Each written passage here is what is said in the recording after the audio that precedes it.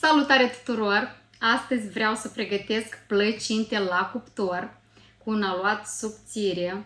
Ai mei iubesc și vara și iarna plăcintele, așa că eu le gătesc mereu. Astăzi voi pregăti plăcinte cu brânză și verdeață și cartofi cu mărari. Pentru asta o să avem nevoie de cartofi, ceapă uscată, lapte și apă, deci aici am jumătate lapte, jumătate apă. O să vă scriu jos deja cât. Mărari, ceapă verde, ouă, brânză. Brânza la mine este de 9%, doar asta o folosesc la toate plăcintele. Drojdie, puțin zahăr și făină. Într-un vas punem laptele cu apa călduță, să nu fie fierbinte, așa, călduță. Punem zahărul și drojdia. Amestecăm puțin.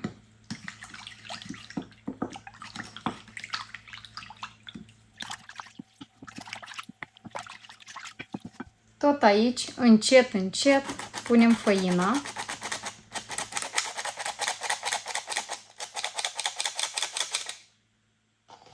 Câte puțin, nu ne grăbim.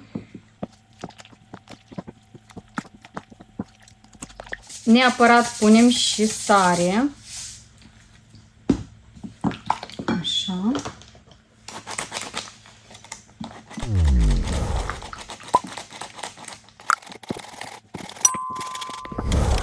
Eu foarte des deja folosesc robotul de bucătărie pentru frământare, dar am hotărât astăzi să frământ cu mâna, să vă arăt că se poate și cu mâna. Dar când sunt obosită sau am mai multe treburi de făcut, atunci aluatul îl fac la robot.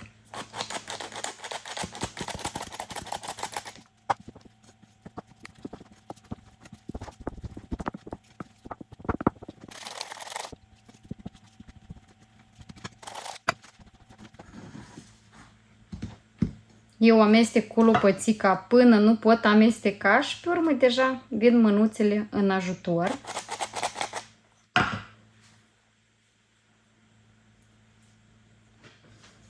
Să știți că în Republica Moldova se frământă fără mănuși și toată mâncarea se face fără mănuși.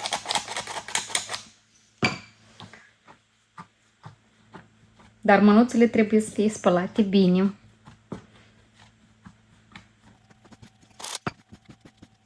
Dacă nu doriți să puneți lapte în aluat, puteți să puneți tot această cantitate, dar apă.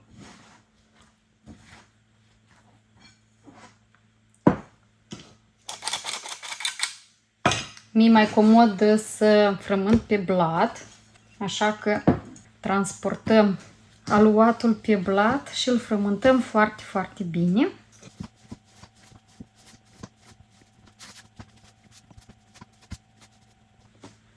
Cam așa, uitați-vă ce de bine arată. Așa. Puțin, puțin se lipește, dar foarte, foarte puțin. Eu nu vreau să fac un aluat tare, mie nu-mi place. Așa că îl lăsăm deoparte vreo 15 minute. Nu mult, nu are nevoie să ridice foarte mult. Între timp curăț cartofii.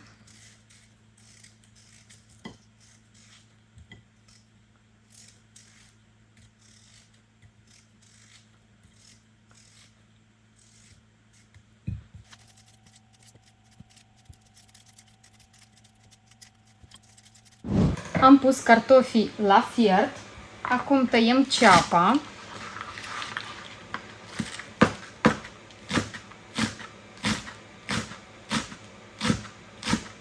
Eu o tai așa mărunțial.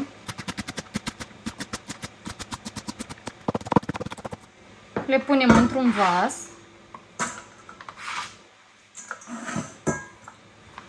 La fel facem și cu mărarul.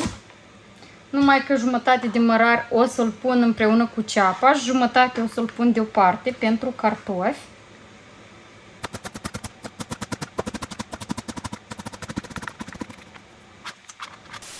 Tot aici punem brânza. sare,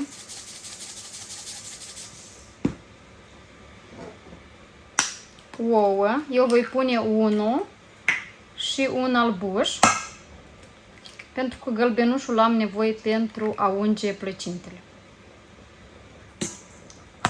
Amestecăm bine.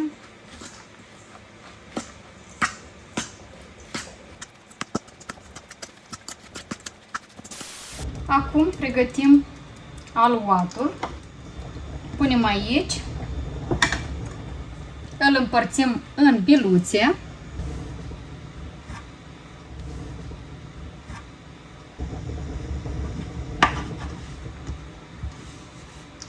Eu cam așa le fac.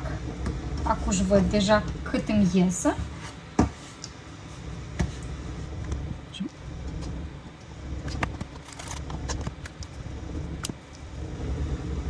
Formăm așa micuțe, le punem deoparte.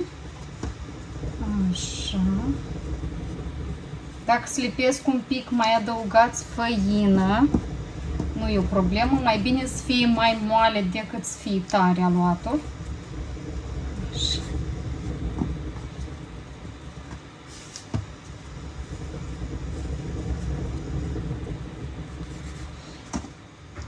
În ceva comod, într-un bol ceva, punem ulei. Așa. Îl punem aici, lângă farfurie. Nu știu dacă se vede. Se vede. Ungem farfuria cu ulei. Așa, bine, bine. Gata. Luăm fiecare biluță și o întindem așa, puțin.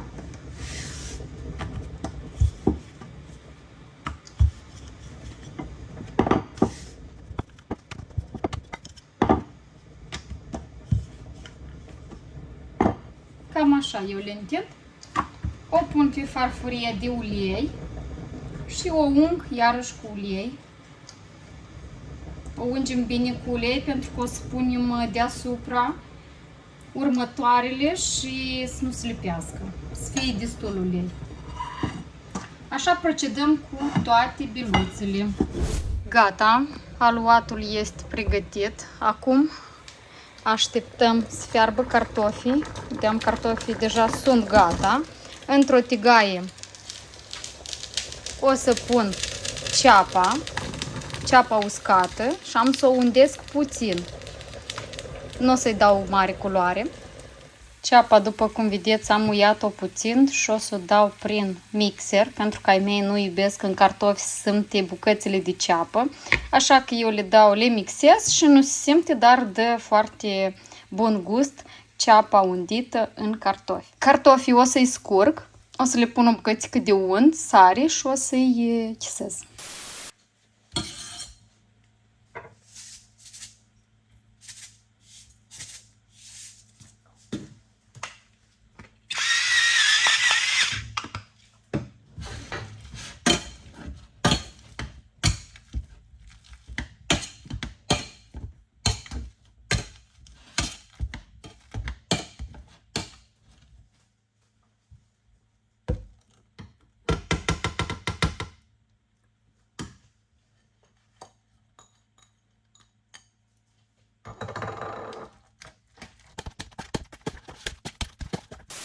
Și cartofii sunt gata. I-am lăsat să răcească. Și acum pornim să facem plăcințările. Așa cum am început de jos în sus, o să întorc. Așa, o să le fac. Sper să nu strică împreună. Și luând câte o fâșie, așa, una, tot spun asta deoparte, să nu mă încurce. Le întindem foarte și foarte bine. Depinde foarte mult de făină. Dacă făina este calitativă, nu se rupe deloc. La mine puțin se rupe, înseamnă că nu este foarte, foarte bună. Dar eu iubesc să le fac subțirele, pentru că sunt mai gustoase. Chiar dacă se rup, nu e o problemă. Le facem noi. Așa. Cam așa. Primele o să le fac cu brânză. Eu așa pun brânzica în prăștii, chiar și cu mâna. Nu fac mari, fac micuțe. Așa, o luat o plăcință și gata. Cam așa. Și le încep a roti.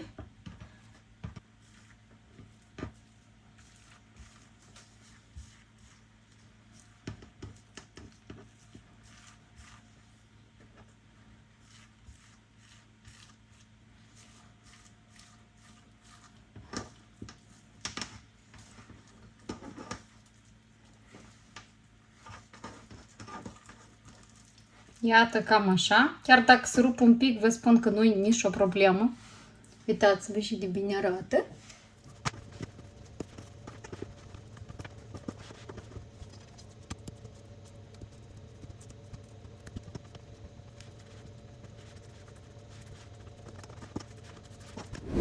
Plăcințelele mele sunt gata să meargă în cuptor. Le-am bucușit eu așa binișor pe toate, să încap într-o tavă.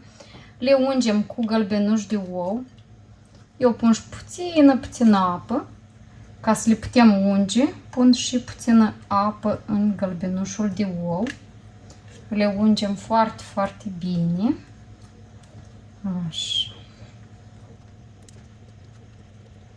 Le punem la 180 de grade, vreo 25-30 de minute. Deja vedeți când se rumenesc foarte bine. Plăcințelele mele sunt gata. Vreau să vă arăt și cum sunt în interior. Vreau să vă arăt că așa se rup. Vedeți ce ușurel se rup? Umplutura este destulă. Așa arată și cu cartofi. Frig foarte tare. Le las puțin să se răcească ca să le pot gusta. Și plăcințelele mele s-au răcit. Ai mei au mâncat. Le-a plăcut foarte mult. Coș le gust și eu să văd cât de bune s-au primit. Chiar dacă sunt deja reci, sunt foarte, foarte bune. Am gustat cu brânză, vreau să gust și cu cartofi.